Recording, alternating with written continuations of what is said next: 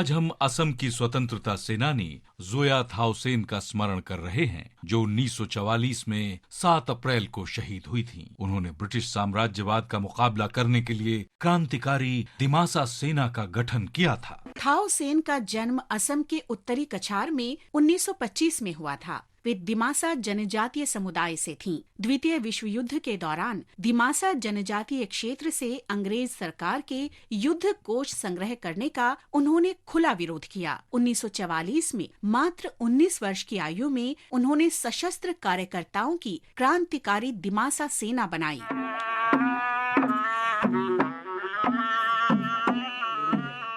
थाउसेन Indian national army की रानी Jhansi regiment से प्रभावित थी। जब इंडियन नेशनल आर्मी की टुकड़ी कोहिमा पहुंचने वाली थी, थाउसेन मित्र देशों की सेना के विरुद्ध संघर्ष में इंडियन नेशनल आर्मी में शामिल होने की उम्मीद लिए अपने 54 सहयोगियों के साथ कोहिमा की तरफ चल पड़ी।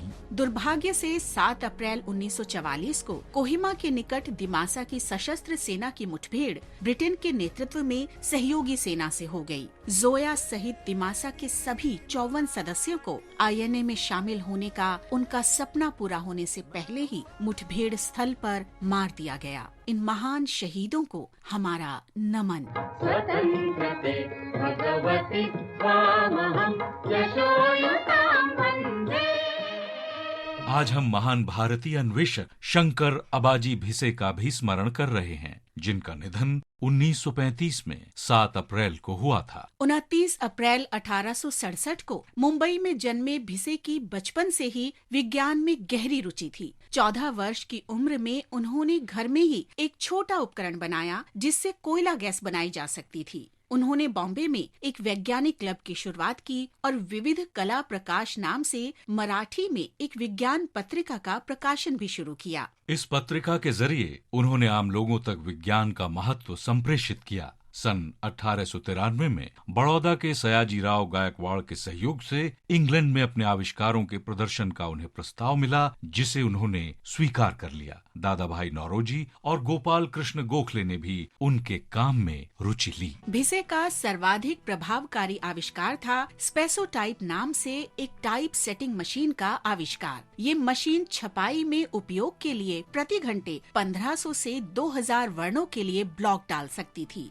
हिंदू मिशनरी सोसाइटी और कई अन्य राष्ट्रवादी समूहों ने भिसे और उनकी प्रतिभा को प्रोत्साहित किया। उन्हें 26 दिसंबर 1908 को भारतीय राष्ट्रीय व्यापार सम्मेलन सहित कई बैठकों में आमंत्रित कर सम्मानित किया गया। उन्होंने अपनी पत्नी सुशीलाबाई तथा गोविंद कुकड़े और गोविंद रे जैसे अन्य लोगों के सहयोग से लंदन में इंडियन सोसाइटी की स्थापना की। अपनी अंतिम सांस तक भिसे ने उपनिवेश विरोध को अपने भीतर जीवित रखा। लंदन में उन्होंने दादा भाई नौरोजी के साथ विरोध प्रदर्शनों में हिस्सा लिया। न्यूयॉर्क में उन्होंने गांधी जी के विचारों का प्रसार किया और वहां आने वाले भारतीय राष्ट्रवादियों की मेजबानी भी की। भारत से ब्रिटेन और अमेरिका तक भिसे ने प्रगतिशील राजनीति को विज्ञान से जोड़ा। इस महान राष्ट्रवादी को हमारा शत शत नमन। आज हम शेख रोशन और बदर सिंह का भी स्मरण कर रहे हैं, जिन्हें 1857 में आजादी की पहली लड़ाई में भाग लेने के आरोप में 7 मार्च 1859 को